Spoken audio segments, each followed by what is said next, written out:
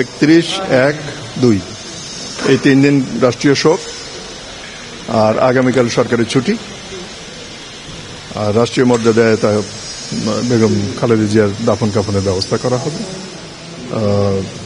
জাতীয় সংসদ প্লাজায় ওখানে জানাজা হবে এবং শহীদ রাষ্ট্রপতি জিয়াউর রহমানের মাজারে ওখানে কবর দেওয়া হবে। জানাজাটার সিদ্ধান্ত হবে একটু পরে। হোম মিনিস্ট্রিতে একটা মিটিং আছে 12:30, সেই সময়। টেন্টেটিভলি এখন বলতে পারি যে আগামীকাল জোহরের পরে জানাজা হবে। এবার কি এখন থাকবে ওখানে, যেসব প্রস্তুতিমূলক কাজ থাকা দরকার সেটা হবে।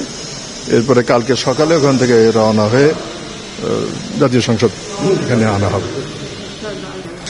রাইট, ওখান থেকে সকালে নিয়ে মেইন রোড দিয়ে আনার চিন্তা ভাবনাই আছে।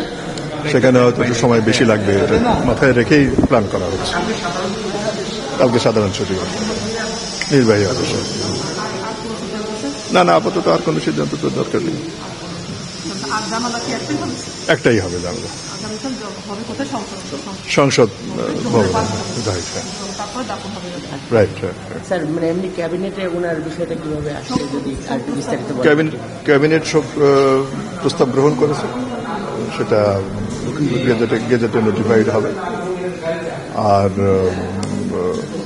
আমরা তার পরিবার এবং তার সংগঠন এই দুটোর সাথে কোঅর্ডিনেট করেই কাজ করব। তবে হবে নিরাপত্তা বিষয়টা প্রাধান্য দেওয়া হচ্ছে। ধন্যবাদ সবাইকে।